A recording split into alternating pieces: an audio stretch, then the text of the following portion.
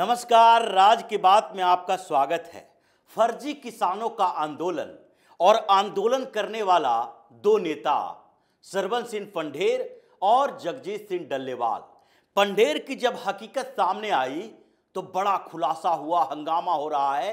किसान नेता जो अपने आप को किसानों का समर्थक कहता है, आपस में लड़ने लगा है, क्योंकि सरकार ने जो मांग की बात की थी उसमें मीटिंग के दौरान ये मांग महत्वपूर्ण नहीं था कि एमएसपी की गारंटी दी जाए या नहीं।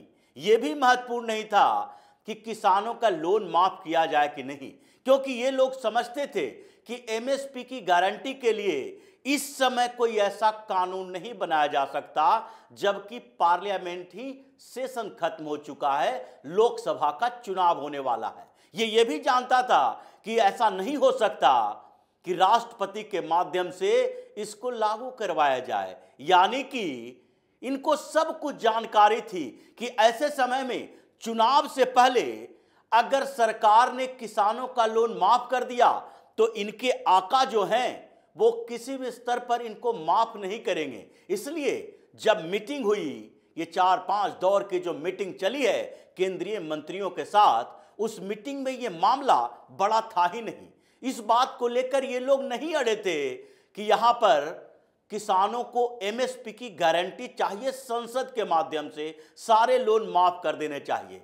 बल्कि सबसे महत्वपूर्ण बात जो थी उसे अब तक छिपा के रखा गया। अब जानकारी मिली कि कैसे इन लोगों ने खालिस्तानियों को छुड़ाने के लिए, आतंकियों को छुड़ाने के लिए सरकार पर दबाव बनाने की कोशिश की थी। और मीटिंग के अंदर सबसे महत्वपूर्ण मुद्दा जो उठाया वो था कि पिछला आंदोलन जब 2020 में ये फर्जी किसानों ने किया था और उस समय जब ये खालिस्तानी झंडा लेकर लाल किले तक पहुंच चुका था, वहां पर हंगामा खड़ा किया था, पुलिस वालों से मारपीट की थी, जवान की मौत हो गई थी, खालिस्तानी झंडा लहराया था, उस समय इन लोगों के खिलाफ मुकदमे दर्ज हुए थे।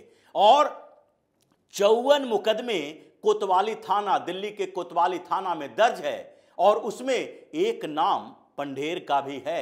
सरवन सिंह पंढेर के खिलाफ भी उस समय सबूत मिले थे जब इसने वीडियो बनाया था, प्रवोक किया था और कहा था कि देखो अभी रेड फोर्ट तक जाने का समय है, हम यही नहीं रुकेंगे, इससे भी आगे जाएंगे, ये हंगामा काफी नहीं है, इससे भी बड़ा दिल्ली में हंगामे की जरूरत है ताकि पंजाब को उसका अधिकार मिल सके। ये जो इनडायरेक्टली पंजाब को अधिकार मिलने की बात है, ये खालिस्तानी शब्द है कि पंजाब मतलब राज करेगा खालसा, पंजाब को अलग देश बनाओ, खालिस्तानी राष्ट्र बनाओ। और इसलिए पंढेर ने ये सारी कॉन्स्पिरेसी की और कॉन्स्पिरेसी में कांग्रेस के नेता शामिल हुए, क्योंकि कांग्रेस से जो डील हुई इसी बात को लेकर हुई कि हम आंदोलन करेंगे, हम सरकार पर दबाव डालेंगे और हंगामा जो करेंगे उससे आपको फायदा होगा, इसलिए फंडिंग आपकी होगी। साथ ही इसके अलावा जो कार्यकर्ता आपके हैं, कांग्रेस के जो वर्कर हैं, क्योंकि पंजाब में कांग्रेस का बेस खत्म नहीं हुआ है, पंजाब में अभी भी कांग्रेस के 7 लोकसभा सांसद हैं, वहां पर कांग्रेस का पूरा संगठन है। और आम आदमी पार्टी के साथ तो इस बात की डील थी कि वहां पर पंजाब के अंदर आपको कोई तकलीफ नहीं होने देंगे, आंदोलन पंजाब में नहीं होगा, आंदोलन दिल्ली में होगा, दिल्ली चलो अभियान चलाया जाएगा, इसलिए आप दोनों की सहायता हमें चाहिए। और तभी पंढेर अलग अलग कांग्रेस के नेताओं से मिलता रहा, एक बनाता रहा माहौल कि चुनाव की घोषणा से कुछ समय पहले ये हम आंदोलन शुरू करेंगे ताकि सरकार बैकफुट पर आए। सरकार बैकफुट पर आएगी तो हम लोगों को ऊपर जो केस दर्ज किया गया है उसकी मांग करेंगे। और बंद कमरे में मीटिंग के दौरान कौन कौन सी मांग होती है ये सब लोगों को पता है। और उस मांग में सबसे महत्वपूर्ण मांग तो यही है कि पंढेर भी उसमें शामिल है और 54 केस जो दर्ज हैं उसको वापस लिया जाए। पिछली बार जब नेगोशिएशन हुआ था आंदोलन खत्म करने के लिए, तो उस समय भी इन लोगों ने मांग की थी कि किसानों के ऊपर जो एफआईआर दर्ज हुए हैं वो सारे वापस लिए जाएं। सरकार ने कहा था कि किसानों के ऊपर जो एफआईआर है उसे तो वापस करेंगे, लेकिन यह नहीं कहा था कि आतंकियों के खिलाफ जो एफआईआर दर्ज है वो भी वापस करेंगे। मामला यही मीटिंग के दौरान उठा और इसीलिए वजह यही थी कि केंद्रीय गृह राज्य मंत्री नित्यानंद राय को भी शामिल किया गया था, क्योंकि अगर किसानों से मांग की बात है तो पीयूष गोयल जो उद्योग मंत्री हैं, इनके लिए तो जरूरी है कि उन लोगों से बातचीत करें, क्योंकि कृषि भी एक उद्योग है और इसे कारपोरेटाइजेशन के तहत कैसे बेहतर अपॉर्चुनिटी मिले, इसके लिए इंडस्ट्री मिनिस्टर की भी जरूरत है। दूसरे स्तर पर जो कृषि मंत्री अर्जुन मुंडा को शामिल किया गया था, उनमें भी कोई शक की बात नहीं है, क्योंकि मामला कृषि मंत्रालय से जुड़ा हुआ है तो अर्जुन मुंडा का तो जाना ही था। लेकिन ये तीसरे प्रतिनिधि नित्यानंद राय जो कि केंद्रीय गृह राज्य मंत्री हैं, जिनको पुलिस प्रशासन देखना है, पैरामिलिट्री फोर्सेस केंद्रीय गृह मंत्रालय के अंतर्गत होता है, ये जो दिल्ली के अंदर जो कि दिल्ली पुलिस केंद्रीय गृह मंत्रालय के अंदर है, उसके अंदर में जो केस दर्ज किया गया है वो तो केंद्रीय गृह मंत्रालय के आदेश पर ही निर्भर करता है कि उससे हटाया जाए या नहीं। और यही वजह है कि इन लोगों ने मांग की थी कि केंद्रीय गृह मंत्रालय का प्रतिनिधि एक होना चाहिए, तभी गृह राज्य मंत्री नित्यानंद राय को भेजा गया। और जब एक दौर की वार्ता हुई, दूसरे दौर की वार्ता हुई, तो उस समय इन लोगों ने पहले बड़ी बड़ी मांगे रखी और उसमें सामान्य तरीके से कहा कि जितने एफआईआर दर्ज किए गए हैं किसानों के ऊपर पिछले आंदोलन के समय में या फिर इस आंदोलन में जो दर्ज किए जा रहे हैं उसे खत्म किया जाना चाहिए। तो सरकार ने हामी भरी, पिछली बार भी हां कहा था, इस बार भी हां कहा है। और उसके बाद एमएसपी की जब बात आई तो कमेटी की बात की गई कि हम लोग कमेटी बना रहे हैं, चर्चा कर रहे हैं और एमएसपी की गारंटी संसद से नहीं तो सरकार तो दे ही रही है। कोई भी ऐसा साल नहीं है जिसमें एमएसपी सरकार अनाउंस नहीं करती है। दूसरी बात, जो लोन की माफी की है, लोन की माफी पर राज्य सरकारों से डाटा मंगवाया जा सकता है, अर्थव्यवस्था पर बहुत बड़ा बोझ नहीं डाला जा सकता, लेकिन इतना सेटलमेंट तो किया जा सकता है जैसे हरियाणा की सरकार ने किया। हरियाणा की खट्टर सरकार ने जो लोन लिए गए थे, किसानों ने लिए थे, उन सारे लोन पर जो ब्याज लगा था उसको माफ कर दिया, पेनाल्टी यानी जुर्माना लगाया गया था उसको भी माफ कर दिया। मूलधन तो आपको लौटाना पड़ेगा।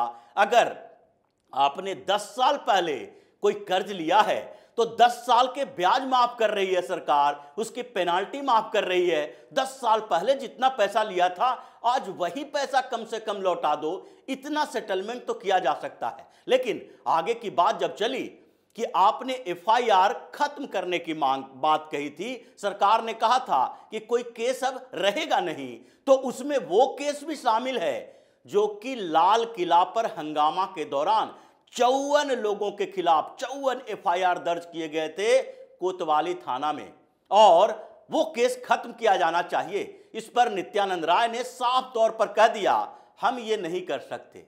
गृह मंत्री अमित शाह ने साफ तौर पर कहा है कि ये हीनियस क्राइम है, गंभीर अपराध है।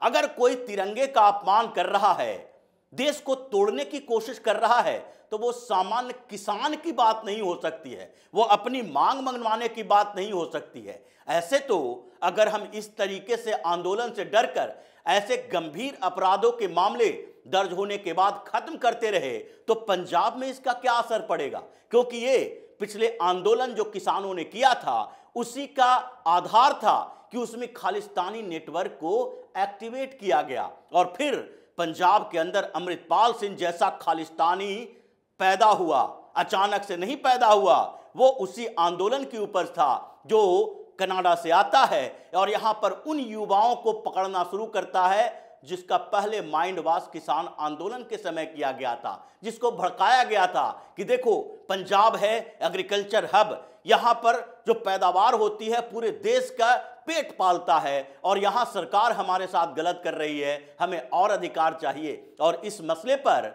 इन लोगों ने जो बरगलाया था, खालिस्तान खालिस्तान करके उसको माइंड वॉश किया था, पैसे दिए थे, ड्रग्स के कारोबार से कमाए हुए, उसी का नतीजा था कि अचानक से जब वहां एक कमजोर सरकार बनी आम आदमी पार्टी की, तो अमृतपाल सिंह जैसा खालिस्तानी लीडर उभरा और उसने बंदूक तलवार लेकर थाने तक का पर हमला कर दिया।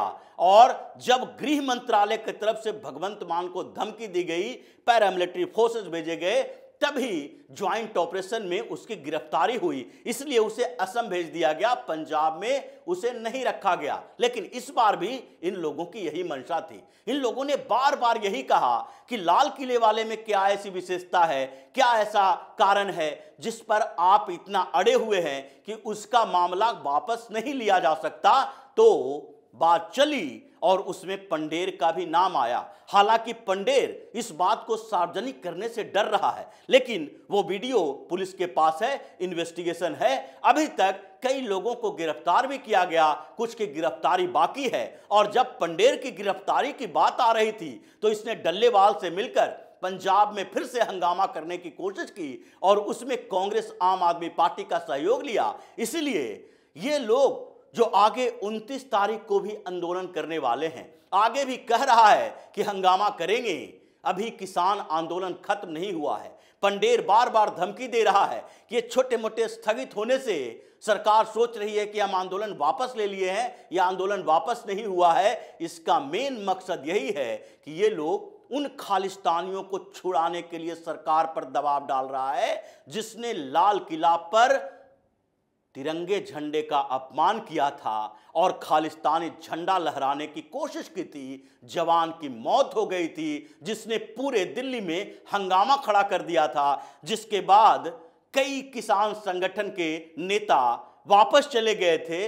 राकेश टिकैत जैसे लोग सिर्फ अड़ा रहा था और ये फिर से ऐसे ही करने की कोशिश कर रहे हैं, उसको छुड़ाने की तैयारी कर रहे हैं और उसमें कांग्रेस आम आदमी पार्टी ने पूरा बैकअप दे रखा है। लेकिन जब सरकार को इसके मंशा, इसके उद्देश्य की जानकारी मिली तो उसके बाद ही ये मामला स्टॉप कर दिया गया।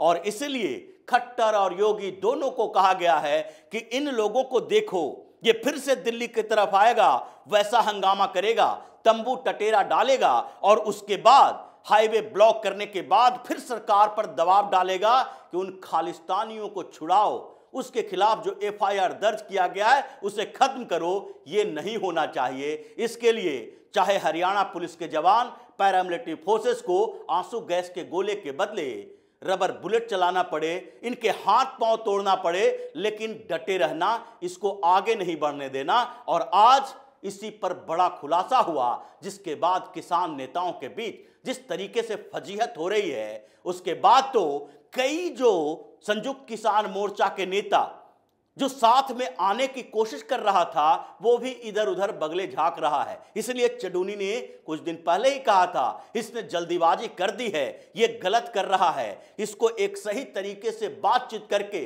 किसान संगठनों की एक मांग रखनी चाहिए थी। ऐसा नहीं होता है कि अचानक से 2-4 हजार लोगों को लेकर दिल्ली चलो अभियान चला दिए और पिट पिटाकर अपनी बेइज्जती तो करवाए ही, साथ ही किसान संगठनों की भी बेइज्जती करवाए हो। अब इन लोगों के बीच आपसी झगड़ा शुरू हुआ है और उसका मेन कारण जो यही है कि इस खुलासे ने किसानों की असलियत, ये फर्जी दलाल किसान नेताओं की असलियत सामने ले आई है। और तभी अमित शाह ने इसके पूरे एजेंडे को अचानक से फेल कर दिया और बौखलाहट कांग्रेस में भी है, आम आदमी पार्टी में भी है और इन फर्जी किसान नेताओं के अंदर भी चल रहा है। तो इसी तरह की खबरों के साथ फिर से हाजिर होंगे। तब तक के लिए बने रहिए हमारे साथ और देते रहिए हमें सहयोग, ताकि इसी तरह की खबर हम आपके लिए लाते रहें। धन्यवाद।